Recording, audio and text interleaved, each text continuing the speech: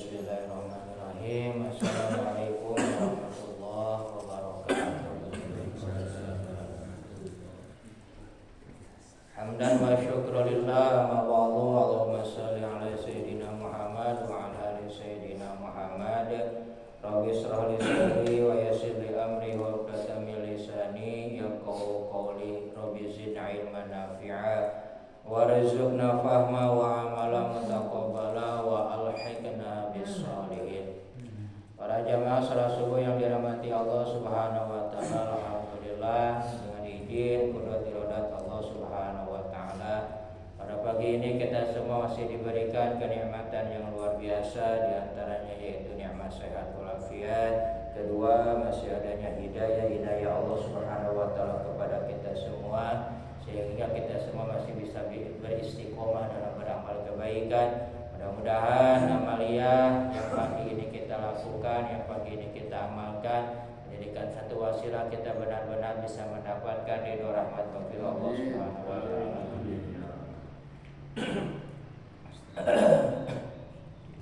Para jemaah saudara yang dirahmati Allah Subhanahu wa taala, kajian terakhir kemarin masalah saksi ya, kriteria saksi kepada sudah disebutkan, di antaranya yaitu saksi itu harus kumpul 5 perkara: agama Islam, balik, berakal, merdeka, kemudian punya sifat adil. Adil itu di antaranya yaitu menjauhi dosa besar, kemudian tidak terbiasa mengerjakan dosa-dosa kecil, kemudian selamat hatinya dari akidahnya, kemudian tidak banyak bisa mengontrol emosi, kemudian juga bisa menjaga marwah atau kehormatannya, itu barusan bisa dijadikan saksi. Insyaallah pagi ini masih dalam masalah persaksian, namun kegunaan saksi dalam beberapa perkara.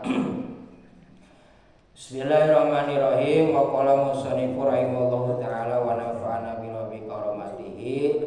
Faslun wal huquq darbani. Masalah saksi itu punya hak ya, yaitu 2 macam. Pertama, hakullah taala, bisa menjadi saksi itu menjadikan hak Allah Subhanahu wa taala, yang terutama untuk masalah ubudiyah. Kemudian wa hakul adami, kedua masalah persaksian itu hak adam, yaitu hak manusia. Wa amal huququl adamiyin, kalau seandainya masalah hak sesama manusia, yaitu pasal 1 adrobin, ada 3 macam. Darbun yang pertama yaitu la yaqbalu fihi ila syahidani dzakirani wa huwa ma la yaksidu minhul mal wa yatli'u alaihi rijal. Pertama, ya biasanya kegunaan saksi itu bagi hak manusia itu yaitu harus dengan 2 saksi laki-laki, terutama ya ini yang berkriteria bukan masalah berkaitan dengan mal, harta, tapi yang terlihat oleh laki-laki di antaranya yaitu untuk masalah apa? Tolak, nikah. Jadi bisa jadi sah itu kalau seandainya ada 2 saksi, dan 2 saksi tersebut bertanggung jawab dunia dan akhiratnya. Jadi sebetulnya yang lebih mahal, saya sering katakan, bukan yang harus dibayar, itu sebetulnya bukan pihak KUA, tapi yang harus dibayar itu sebetulnya saksi, karena dia itu bertanggung jawab dunia dan akhirat, dan bisa jadi sah itu diantaranya oleh saksi. Jadi wajib diantaranya 2 saksi laki-laki ya. Kalau misalnya perempuan, perbedaan perempuan dan laki itu apa? 1 laki-laki, 2 perempuan. Kalau kebanyakan daya rujuk di sini tidak sah kecuali darurat. Darurat itu misalnya di satu kampung benar-benar tidak ada laki-lakinya, kalau benar gitu ya. Maka dibolehkan. Perbedaannya berapa? Harus pakai 4 perempuan ya. Tapi kalau seandainya masih ada laki-laki, walaupun ada cuma 2, misalnya 3 orang sama wali, tapi biasanya pasti ada ya, kalau ada wali pasti ada laki-laki. Seandainya kita menemukan satu kampung benar-benar tidak ada laki-laki, cuma jadi wali saja, maka tidak apa-apa. Kan tadi persyaratannya harus 4 perempuan.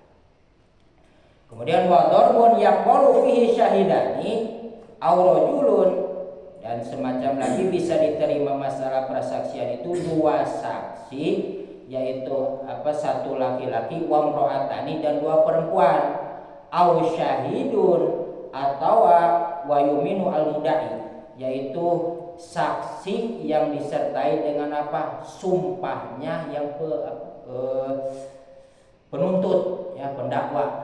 Maka bisa jadi cukup dengan satu laki-laki, terutama tentang masalah yaitu bab waris ya, ketika ada perseteruan masalah waris atau itu cukup dengan saksi. Bisa jadi satu saksi dengan diiringi sumpah penuntut atau pendakwa. Itu harus wajib pakai sumpahnya, terutama bagi penuntutnya. Itu cukup dengan satu saksi.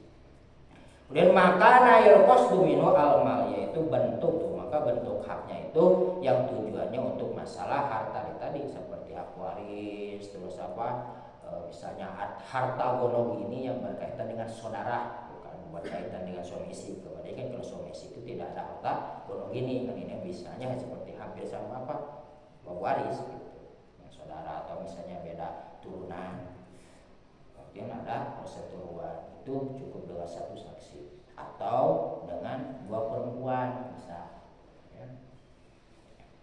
Kemudian wa darbun yaqbalu fihi rajulun wa imra'atani au arbu niswa wa huwa ma la yatliu alaihi rijal. Kemudian yang menjadi hak ketiganya, hak bangsa manusiawi itu saksinya itu ada yang bisa diterima dengan dua perempuan, satu laki-laki atau dua perempuan atau empat perempuan. Ini masalah perkara yang tidak bisa dilihat oleh golongan laki-laki, seperti menyaksikan kelahiran. Itu cukup kalau bisa mau pakai laki-laki, satu laki-laki siapa? Suaminya yang halal untuk melihatnya. Pertama, kalau misalnya seandainya satu daerah tidak ada bidan perempuan karena takut menjaga ya kecurigaan atau maka bisa menjadikan saksi terutama oleh suaminya. Kalau misalnya tidak ada, suaminya sibuk, maka gantikan dengan yaitu dua perempuan atau misalnya bagusnya empat perempuan yang menyaksikannya, terutama untuk masalah kelahiran. Itu kebetulan saksi sehingga hak adami. Kemudian amma huququllah ta'ala, dan untuk masalah berkaitan dengan hak Allah Subhanahu wa taala, yaitu fala tuqbalu fiha an-nisa. Allah Subhanahu wa taala tidak menerima persaksian terutama dari golongan perempuan. Di antaranya permasalahan apa saja yang menjadi hak Allah Subhanahu wa taala, ala salasi adrubin, itu ada 3 macam. Darbun semacam la yuqbalu fihi aqallu min arba'atin wa huwa az-zina. Pertama, wajib mendatangkan 4 saksi terutama tentang masalah perzinahan. Kalau misalnya dia selingkuh bisa sah dan menjadi hak Allah Subhanahu wa taala, maka wajib ada 4 saksi gitu ya. Jadi jangan langsung memfitnah. Ketika kita ada melihat seseorang bisa melakukan perzinahan, ajak yang lain. Kenapa? Takut ketika mata kita misalnya ada ketutupan atau kekebolan, maka ajak yang lain. Dalam arti bukan untuk memalukan orang tersebut, tapi supaya menjadi saksi ketika ada masalah, terutama untuk menghadapkan kepada sang qadi atau sang hakim. Dan bisa saya itu paling sedikit bisa dihukumi zina, dia melaksanakan zina itu, yaitu 4 saksi. Dan wadarbun yaqbalu fi isnani wa huwa masih wa zina minal hudur. Kemudian yang kedua, menjadi haknya Allah Subhanahu wa taala itu cukup dengan 2 saksi, terutama untuk masalah hudud, hukuman seperti dia melanggar mabuk, kemudian masalah pembunuhan, itu bisa dengan cukup 2 saksi. Dihadirkan 2 saksi bahwa dia benar misalnya mabuk, kemarin tajirnya gini, kemudian dia benar mencuri, kemarin kan sudah disebutkan tajirnya misalnya dipotong tangannya, dia misalnya membunuh, dan wajib disos. Kalau misalnya ada persetujuan keriduan dari keluarganya, dari korban, maka tidak dikisos pun tidak apa-apa, tapi wajib kemarin bayar diantaranya bayar idah ya, bayar tebusan gitu ya, kemarin sudah disebutkan. maka untuk masalah tersebut, hukum-hukuman tersebut, maka wajib mendatangkan 2 saksi, dan itu menjadi hak Allah Subhanahu wa taala. Kenapa disebut hak Allah Subhanahu wa taala?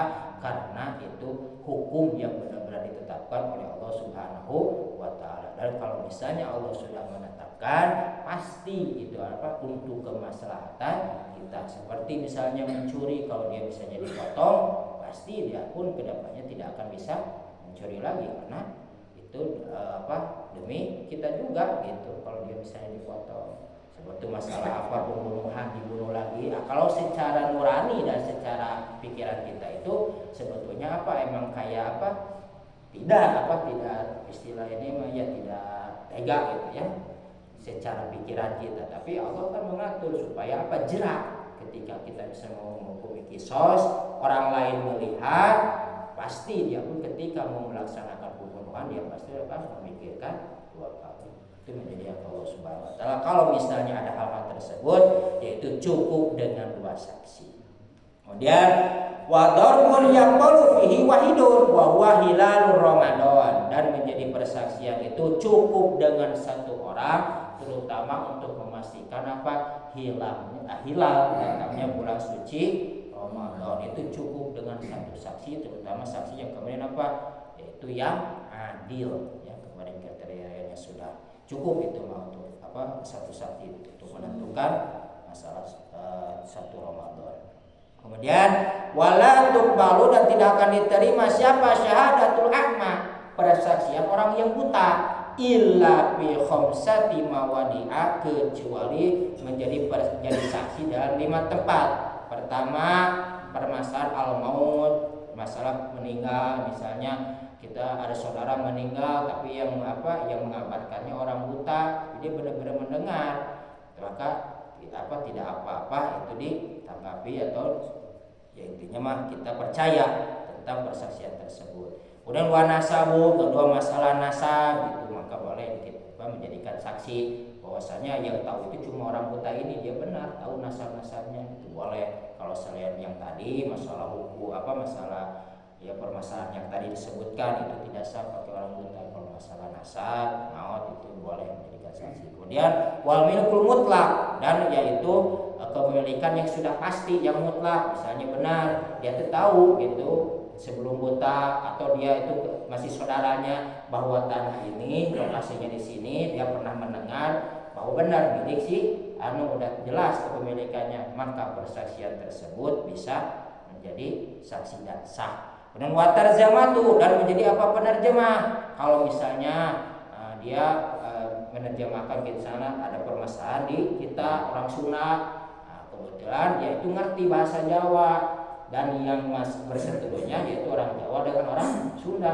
Kebetulan di daerah tersebut tidak ada yang paham, cuma orang buta tersebut mengerti tentang bahasa Jawa tersebut, maka sah dijadikan saksi karena untuk menerjemahkan supaya lebih paham.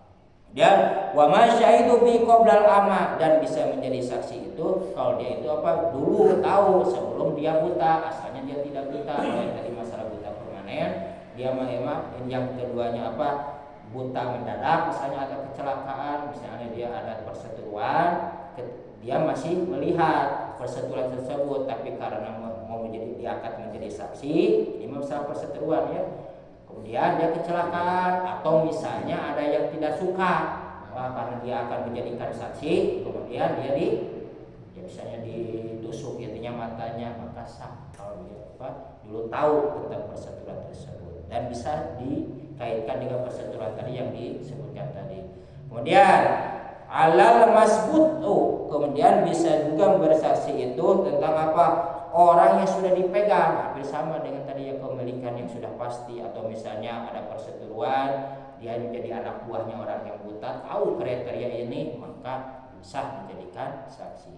Kemudian wala tuqbalu syahadatul zalili nafsi naf'an, dan tidak bisa diterima persaksian itu yang menjadi penarikan untuk kemanfaatan diri sendiri. Seperti saksi yang dibayar ya, misalnya dia itu dapat dibayar, maka tidak sah menjadi saksinya. Walaupun misalnya kita tidak tahu di belakangnya, misalnya dia menjadi saksi ketika sudah beres permasalahan, keluar dia sudah diangkat misalnya dulu disahkan oleh saksinya, tapi ketika keluar ada pembayaran, maka diulangi lagi permasalahan tersebut dan dibatalkan si saksinya. Kemudian wala dafi anha dororon, dan tidak sah juga masalah persaksian itu yang bisa membahayakan atau memadaratkan kepada diri sendiri, artinya saksi yang diancam gitu ya. Kamu harus jadi saksi, kalau tidak dibunuh oleh saya. Nah, itu pun tidak sah kalau misalnya mengangkat saksi yang membahayakan atau saksi yang diancam. Itu masalah kegunaan dalam masalah persaksian. Dan masalah persaksian itu tadi terbagi dua, ada hak menjadi hak Allah dan ada juga yang menjadi hak adami. Alhamdulillah untuk masalah ini udah beres ya, masalah kitab Fathul Qorib sudah beres. Insyaallah mungkin besok kita mulai ke kitab yang kemarin Bidatul Mujtahid di sana, dan biar gak bosan juga karena seminggu kita kajian 2 kali, mungkin ke depannya minggu depan mungkin ya karena ada masukan masalah hadis, insyaallah mungkin 2 kali ya, jadi fikih sama hadis ya, kita ambil Sahih Bukhari tapi tidak ngambil Sahih Bukharinya dari awalnya dulu, dari Jawahirul Bukhari dulu yang matan dulu, matan terjadi yang ringkasnya dulu, yaitu Jawahirul Bukhari. Kalau misalnya Allah berikan panjang mungkin ke Sahih Bukhari, jadi biar tidak bosan. Kalau pikir terus mungkin nanti ada channelnya, maka insya Allah kedepannya fikih sama hadis. Jadi kalau minggu fikih, Seninnya hadis. Berapa ada pertanyaan? Dalam kasus-kasus tertentu, mana yang lebih baik saksi dengan secara teknologi, misalnya CCTV segala macam itu? Nah, karena kan sekarang udah zamannya beda dengan dulu ya. Apakah sah? Insya Allah sah ya, karena itu kan jelas ya. Terutama apalagi kenapa kan tidak ada saksi gini-gininya gitu kan, cuma mengandalkan CCTV. Kalau benar-benar kelihatan bentuk perkaranya, kalau mengambil benar kelihatan barangnya gitu ya, kan kita menyesuaikan zaman, insya Allah sah ya. Kalau benar, kadang-kadang kan layar itu, mohon maaf, sekarang itu ada juga kadang-kadang orang yang pintar itu edit, yaitu maka lebih utama kalau kita mengikuti ke sini ya tetap harus ada saksi mata gitu ya, yang tadi bagusnya ya. Tapi ada juga yang lebih ahli katanya kan, yang lebih ahli tentang masalah misalnya ini tahu video ini diedit, ada juga ahli teknisinya. Orang yang disebutnya ahli teknisi atau IT juga ya. Kalau zaman sekarang ini insya Allah sama ya. Yang penting dihadirkan ahli-ahli tersebut, bisa disebut dengan kriteria adil. Dia lebih paham tentang itu ilmu ilmu IT-nya itu. Insyaallah. Enggak? Ini insyaallah. Yang lain? Ada? Cukup? Alhamdulillah. Kita tutup mungkin karena supaya lebih berkah, dan dengan doa ya, supaya kita mendapat keberkahan dari pengarang kitab, namanya itu Syekh Muhammad Ibnu Ghazi. Itu insya Allah besok kita Bidatul Mujtahid, minggu depan kita digunakan fikih sama hadis. Nah, kita berdoa kepada Allah Subhanahu Wa Taala, mudah-mudahan kajian yang sudah kita lakukan bisa mendapatkan keberkahan dari pausonitnya. Kita pun yang sudah mendapatkan ilmu bisa memanfaatkan selama kita masih hidup, terutama nanti kalau di hadapan Allah Subhanahu Wa Taala, menjadikan syafaat pertolongan di hadapan Allah Subhanahu Wa Taala.